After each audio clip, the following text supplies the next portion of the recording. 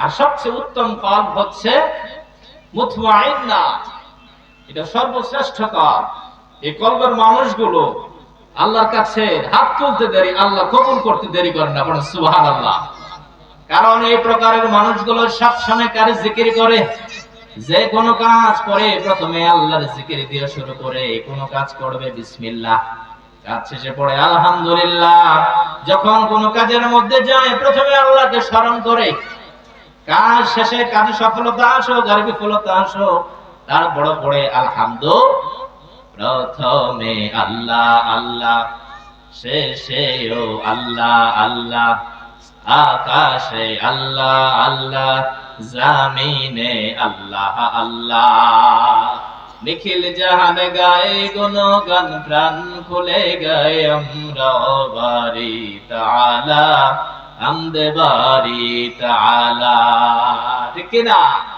সব সময় প্রথমে শেষে সব জায়গায় আল্লাহর নাম, সব জায়গায় আল্লাহর প্রশংসা, সব জায়গায় আল্লাহর অ্যাপ্রিশিয়েট বর্ণনা করে। মুমিন বান্দা সব সময় কার প্রশংসা করে? আল্লাহর প্রশংসা। এজন্য আল্লাহর প্রশংসা করতে হবে। আল্লাহর প্রতি আমাদেরকে কি হতে হবে? নতজানু হতে হবে, নিজেকে বিলিয়ে দিতে হবে আল্লাহর জন্য। এজন্য যারা সর্বশ্রেষ্ঠ কল, যারা সবসময় আল্লাহর স্মরণে থাকে। আর যারা খারাপ কলবে আম্মারা, যারা আল্লাহরে ভুলে যায়, আল্লাহর কথা বলেন, যতক্ষণ বলবেন শুনতেছে কিন্তু মানে না। আবু জেহেলরে কি কম ওয়াজ করছে বিশ্বনবী? হ্যাঁ, রাসূল কে দেখেছে, তারা রাসূলের ওয়াজ শুনেছে, বয়ান শুনেছে। তাদের বয়ান কি এই আলেম সমাজের মতো ছিল? রাসূলের বয়ান কি আলেম সমাজের মতো? তার কথা শুনলে সবাই চাতক পাখির মতো তাকিয়ে থাকতো।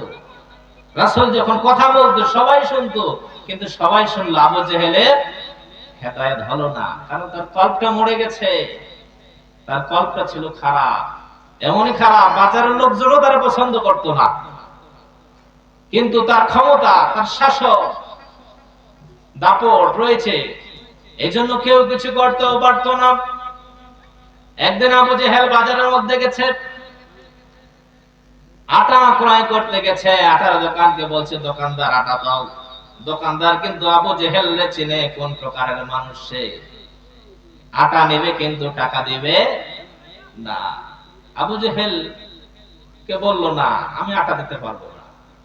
আবু জেহেল বলছে, ভাই আটা দাও, একটু বিপদে আছি, কিছুদিন পরে টাকা দিয়ে দেব। কিন্তু দোকানদার বলছে, না আটা দেওয়া যাবে না, আগে টাকা দাও। কারণ তোমার কথার নড়বড় আছে, তুমি কথা ঠিক রাখো না, তুমি মানুষটার সুবিধার না। সুতরাং যদি আটা দিতে হয় টাকা দিতে হবে, তারপর আটার বস্তা দেব। সে বলছে, না ভাই বড় বিপদে রয়েছি, একটু হেল্প করে দাও, একটু আমাকে সাহায্য করে দাও, কিছুদিন পরেই তোমার আটার দাম দিয়ে দেব। অনেক আবেদন, অনেক আপত্তি মিনতি করার পর আবু জেহেল বলছে, যা নিয়ে যা, আটার বস্তা দিলাম কিন্তু টাকাটা দিস। হ্যাঁ ঠিক আছে, টাকা দেব, ডেট ফিক্সড, অমুক তারিখে দেবে। আবু জেহেলের ওই দিনে খোঁজ নাই। আবু জেহেলের ওই দিন দোকানের আশেপাশে না, কারণ তার কলবটা ছিল মোড়া, আল্লাহর ভয় ছিল না। আমাদের সমাজে এমন মানুষ রয়েছে, কথা দেয় কিন্তু কথা রাখি না, আছে না নেই? সুতরাং এই কলবগুলো হচ্ছে আম্মারা, এই কলবগুলো আল্লাহ থেকে গাফেল, বেমালুম ভুলে গেছে আমরা আল্লাহকে। সুতরাং আল্লাহর স্মরণে থাকতে হবে। আল্লাহর স্মরণে যদি আপনি না থাকেন, আপনার কলবে কোনো ভয় থাকবে। আবু জেহেলকে কিছুদিন পর পাইছে। আবু জেহেলকে কি ব্যাপার, আটার দাম দিল না? বলছে দিমু, আর কয়েকটা দিন ঢেড়াও, তো ক্রাইসিসে আছে, ক্রাইসিসটা কেটে উঠুক তারপর দিমুনি। বলছে ঠিক আছে, যেহেতু বিপদে পড়েছো, সংকটে পড়েছো, কয়েকদিন পরে আমাকে টাকাটা দিও। এভাবে একবার নয়, দুইবার নয়, তিনবার আবু জেহেলের সাথে দেখা। বারবার আবু জেহেল উত্তর দেয়, দিমু। দেখা হলে কয় কি দিব। আছে না আমাদের সমাজের এমন মেম্বার, চেয়ারম্যান, চাইলে কি দিব, মাথায় আছে, কিন্তু আর পরে স্মরণে থাকে না। সুতরাং আবু জেহেল কয় দিব, টাকা দিব। এরকম করতে করতে একদিন ওই ব্যক্তি বলছে, দিবেন কবে? আবু জেহেল বলছে, তোর কি মনে হয় আমি তোরে টাকা দেব? এতদিন যে ঘোরাই, তোর কি মনে হয় আমি তোকে টাকা দেব? সুতরাং আবু জেহেল তার জেহেল, তার আত্মাটা ছিল আম্মারা, খারাপ আত্মা। তার পাপ পরিশুদ্ধ ছিল না, আল্লাহর ভয় ছিল না। কিন্তু আল্লাহর ভয় যাদের হৃদয়ে আছে তারা কখনো কথা নড়বড় করে না, ওয়াদা ভঙ্গ করে না, কাউকে ধোঁকা দেয় না, ঠিক কি না? তারা সব সময় আল্লাহকে ভয় করে। আল্লাহর ভয় যার হৃদয়ে আছে সে একমাত্র আল্লাহর পথে চলে, ঠিক কি না? যাদের হৃদয়ে আছে আল্লাহর ভয় তারা কবু পথ ভুলে যায় না। আল্লাহর প্রেম ছাড়া এই দুনিয়ায় কারো কাছে কোনো কিছু চায় না।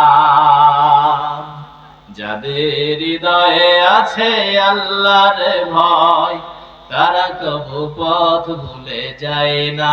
আল্লাহর প্রেম ছাড়া এই দুনিয়ায় কারো কাছে কোনো কিছু চায় না। রাতের আধারে যারা সিজদাতে রয়, দু চোখের অশ্রুতে নদী যেন বয়। ছলনার হাতছানি যতই আসুক পিছনে ফিরেও সে তাকায় না। যাদের হৃদয়ে আছে আল্লাহর ভয় তারা কবু পথ ভুলে যায় না, ঠিক না? যার হৃদয়ে আল্লাহর ভয়, আল্লাহ যে ওয়ার্ডার করছে সে ওয়ার্ডার মোতাবেক চলতে চায়, আল্লাহর ওয়ার্ডার অমান্য করতে চায় না।